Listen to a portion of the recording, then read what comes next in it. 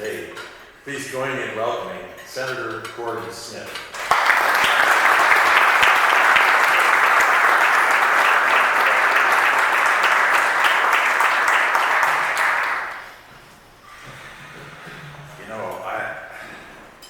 I've given a lot of speeches in my time in Washington, D.C., but never in a setting quite like this. I feel like I should be Dick Clark in American Bandstand. But I do want to just express to you how much I value the Media Institute.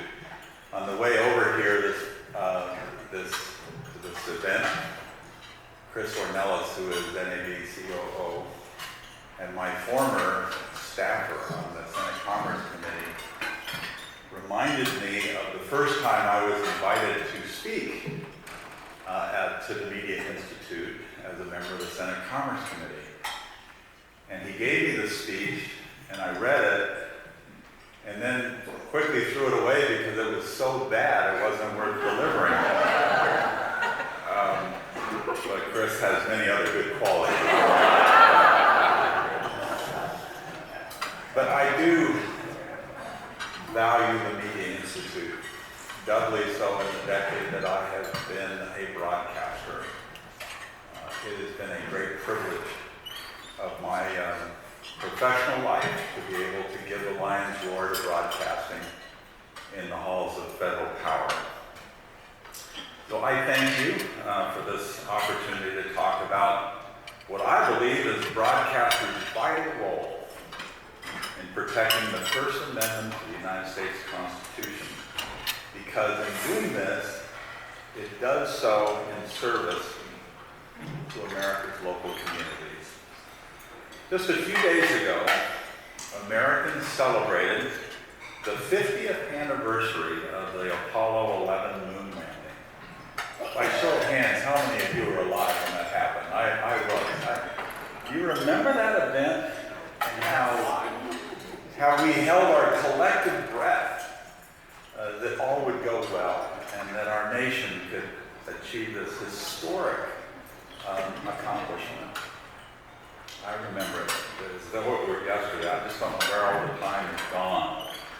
But it was on that unforgettable day that an estimated 650 million people around the world tuned into their televisions as Neil Armstrong and Buzz Aldrin became the first humans to walk on the moon.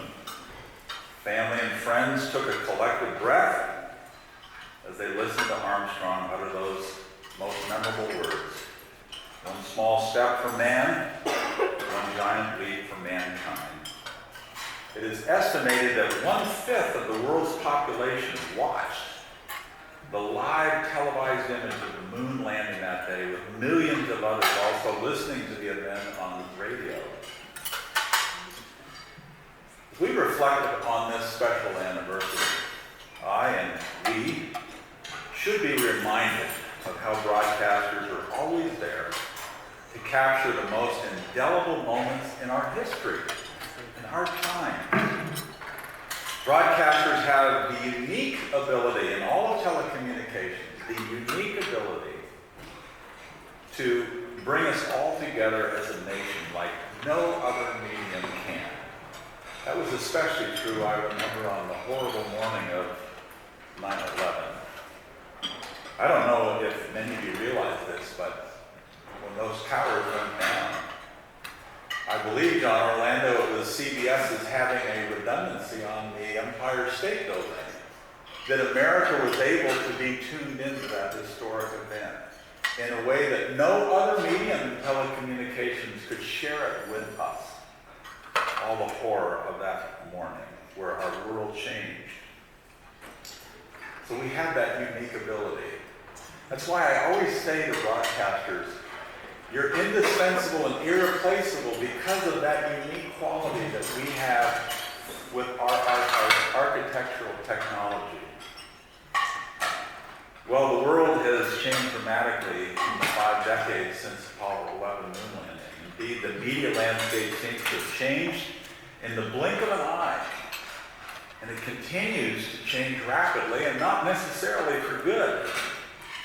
Today, in addition to local radio and television stations, there are a multitude of sources of information and content, giving consumers an overwhelming number of options and creating greater competition. 10 years ago, think about this, 10 years ago, there were nearly 240 million websites. You know how many there are today? There are more than 1.6 billion websites. The rise of social media has presented another platform for people to connect with each other, to share and gain information and express opinions. 500 million tweets are sent every day. Half of those by Donald Trump. Just kidding. Not here to be political, but if I had a piece of advice to give them, it would be stop. And over 1.5 billion people a day tune into Facebook. And though the number of people who are using social media as a source for news is growing, sorting fact from fiction has become more challenging on these platforms. In my 2 decades as a public servant, first in Oregon, then for Oregon and Washington, D.C., and now more than a decade as a broadcaster, I have witnessed the growing influence of social media and wonder if it's no coincidence that we have also seen the rise of divisive politics. In my last Senate campaign, 2008, it was my experience that the glue of civility and fact from fiction, it seemed to come apart. Our civic discourse changed, and a decade later, it seems all the worse. Through the rise of social media, it can be seen as democratizing, giving a greater number of people the opportunity to express their thoughts and opinions in an open forum. I believe it has also been a destabilizing force that has impacted our society in troubling ways. This is the paradox of social media. It is democratizing. It's also destabilizing. Unfortunately, in social media, there doesn't seem to be an appetite for civil discourse on these platforms. Rather, one can more easily find heated debates fueled by name-calling, or rumors, or gossip that try to pass as journalistic news. And unfortunately, sometimes it succeeds. And what you find on pay TV can also be unsettling. There, the so-called news is fraught with partisan bickering, shout shows, where the end seems not to be to get at the truth, but to have the last word. Sadly, we become a more fragmented society where the winners and losers are quickly identified minute by minute on social media, and where the truth and thoughtful debate are suppressed by proliferation of fake news and false accounts. I was just talking to Commissioner O'Reilly a minute ago, and I remember as a news junkie all of my life, when Walter Cronkite said that's the way it is, and Eric Severide gave an editorial opinion, I always understood the difference between journalism then and editorializing then, and those two things have become more and more blurred. When I started my political life, it seemed that we all tuned in to Tim Russert on Meet the Press.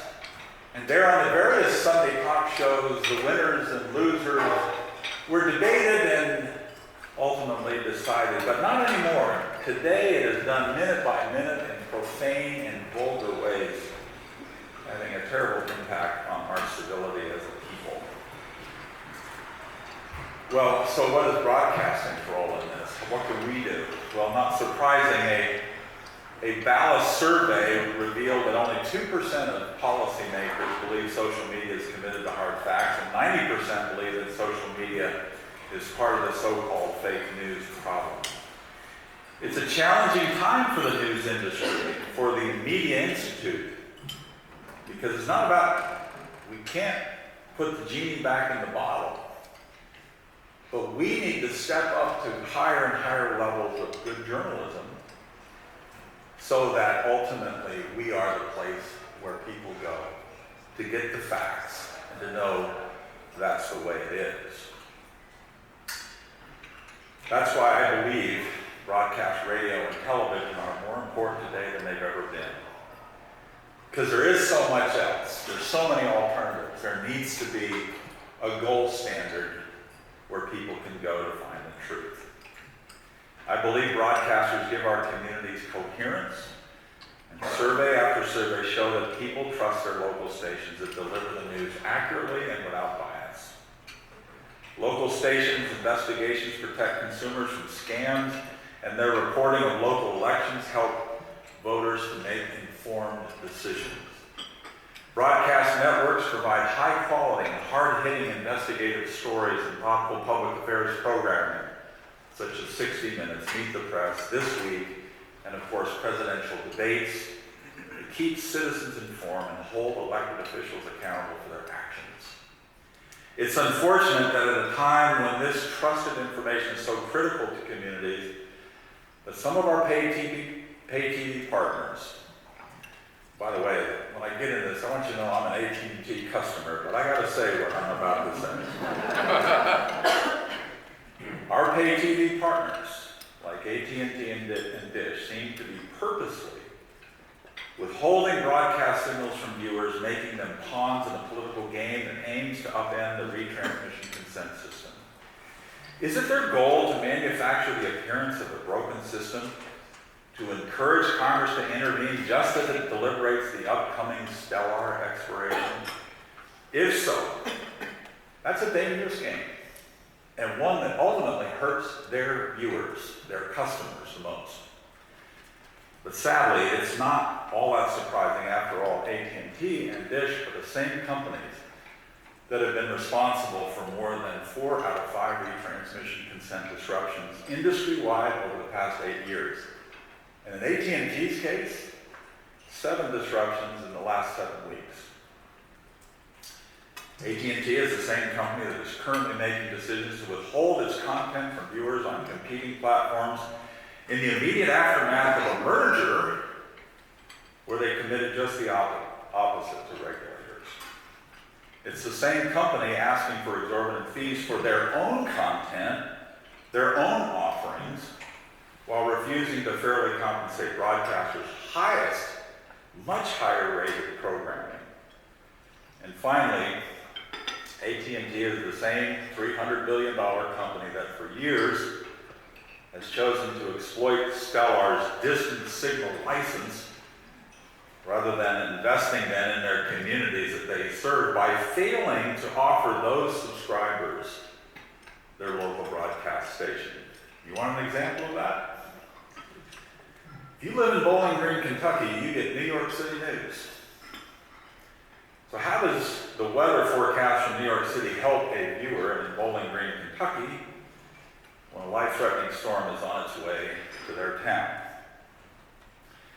Now, if you ask Mitch McConnell how he likes the news in Bowling Green to be about Chuck Schumer, I'm sure he has an opinion.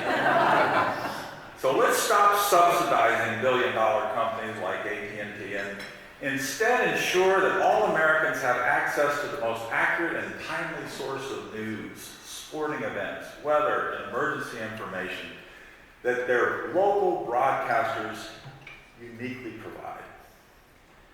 The simple fact is the retransmission consent process is a free market system that works. 99% of all deals get done without interruption, and my guess is that 100% would be achieved if pay TV companies do not purposefully try to fix the problem simply so Congress attempts to fix it to their benefit. You know, when I was in the Senate, I remember occasionally there were management and labor disruptions. And management would come to me and they'd say, "Will you intervene and make this happen?" And labor would come to me and intervene and say, will you make that happen? But out of respect for a market process, I would stand aside and realize that if I didn't superimpose my wishes in a market bargain, that they would absolutely come to a deal because both of them had an incentive to coming up with a deal. It's no different in retransmission consent. that some seem set all the time to want to get government to do their work for them. Well, if not for the compensation broadcasters receive for their highly valued program that AT and Dish and others resell to customers, broadcasters would be unable to support investigative journalism, to finance expensive sports coverage, and invest in sophisticated weather operations that save lives and provide in-depth local news coverage. It is our hope that policy makers will remember that while our over-the-air programming is free to the viewer, our content is expensive. It is all paid for from two sources: advertising, which is being cannibalized in the digital age, and retransmission consent. If it doesn't come from one of those two, it doesn't get paid for. And it degrades journalism. Even in today's hyper-competitive media market, broadcast programming remains the most watched. Last year, 95 of the 100 most watched shows aired on broadcast television. And while no one denies that retransmission consent fees have increased, they have. Broadcast stations still remain undercompensated relative to the viewership of their own video competitors. AT&T collects $8 billion annually in affiliate fees from its own Warner Media cable properties like TNT, TBS, CNN, and the Cartoon Network. And yet these cable networks' ratings pale in comparison to the rating of local broadcast affiliates. Last year, the typical Big Four TV broadcast affiliate delivered on average nearly 4 times more viewers every night than the most watched Warner Media channel. Well, beyond the highest rated entertainment programming, broadcasters are carrying the mantle of investigative journalism at a time when local newspapers are closing up and unreliable information is free-flowing on social media. But broadcasters continue to be a beacon of our First Amendment, and retransmission consent revenues enable broadcasters to protect this most precious keystone right of our freedom, the First Amendment. CBS anchor Walter Cronkite once said, quote, "Freedom of the press is not just important to democracy, it is democracy." End of quote. Well, it is our steadfast belief that this inspires us to join our friends in the Media Institute in fiercely defending the First Amendment rights and relentlessly pursuing and reporting the facts without fear or favor. No other media industry, not social media or big technology companies, will ever have what we have as broadcasters. And that is a commitment to investigative journalism that exposes government corruption, false statements, and other abuses of power. And no other media industry will ever match broadcasters' commitment to providing a lifeline when disaster strikes, whether it's man-made like 9/11, or tornado, or hurricane, or earthquake. Even at the risk of our reporters' lives, we're there. None of our competitors will ever have what we have that makes us unique, our connection to local communities.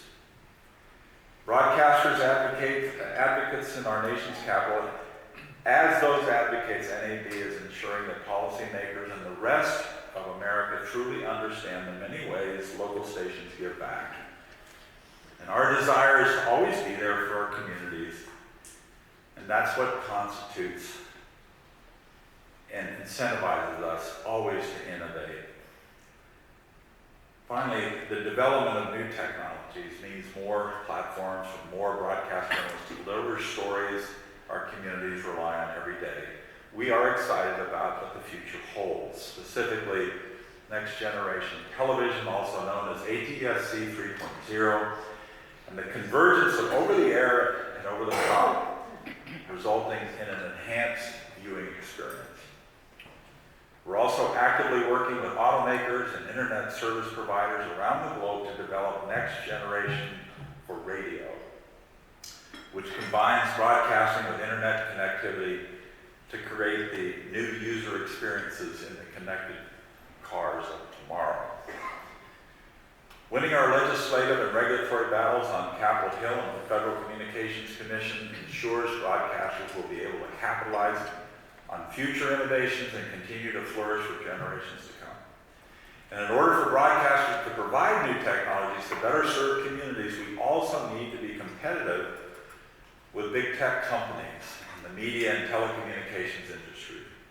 This means broadcasters need the freedom to quickly develop new products and services without unnecessary regulations. Lawmakers can enable broadcasters to better compete and to support journalism in this changing landscape by modernizing outdated broadcast regulations that prevent us from competing on a level playing field with these behemoth tech and pay TV companies. This is essential to ensuring broadcast journalism thrives at a time when communities need it most. I'm reminded of what Oliver Wendell Holmes wrote in his 1919 dissent in the Supreme Court case Abrams versus United States.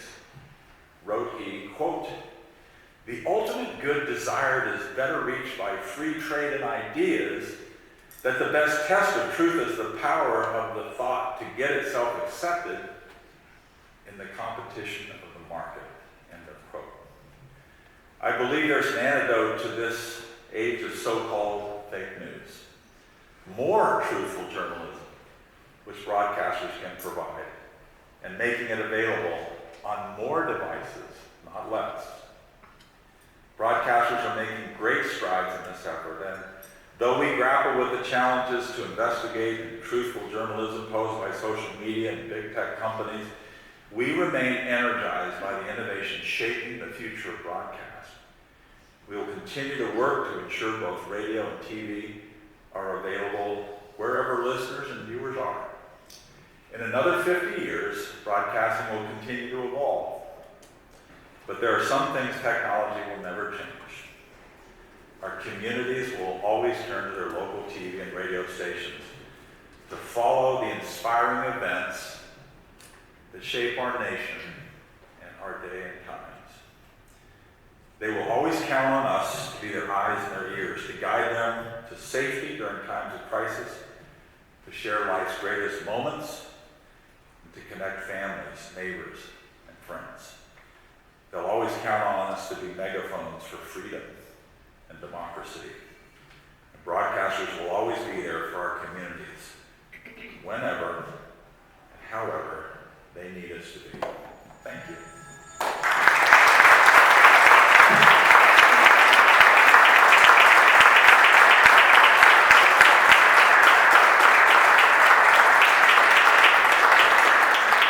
I just want to remind my CTA friends, I am an AT&T customer.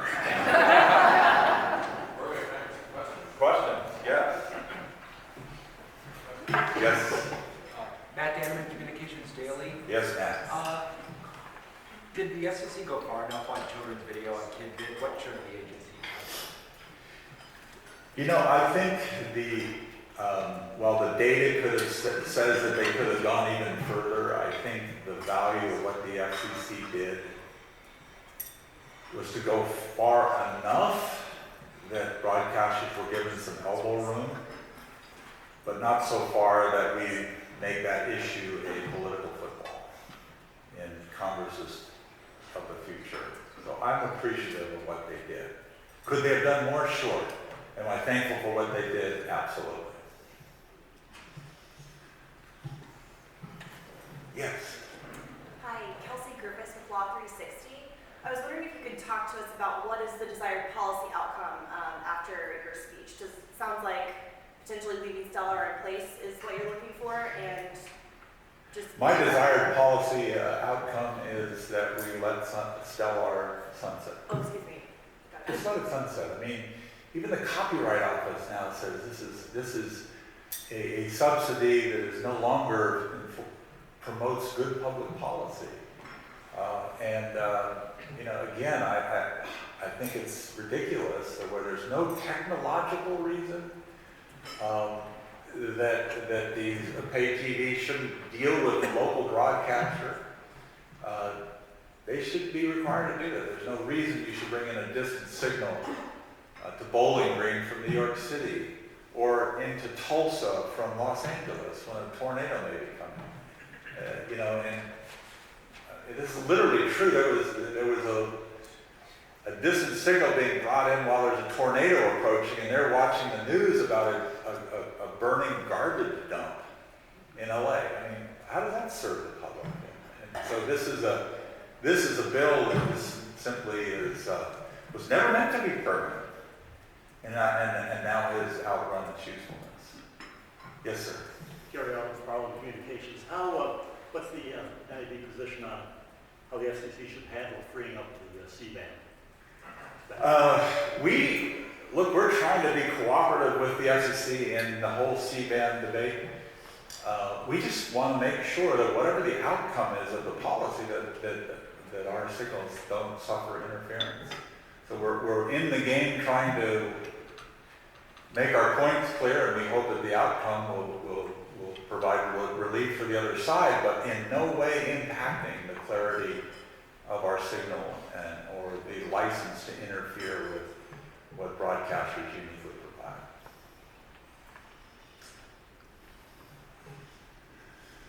Another question. Yes. What about the NAB's role in this big tech breakup controversy that's sort of washing around Washington, techlash, so to speak? Anything going to play in that? Well, I could really get in trouble here, couldn't I? Yeah. Yeah. You know,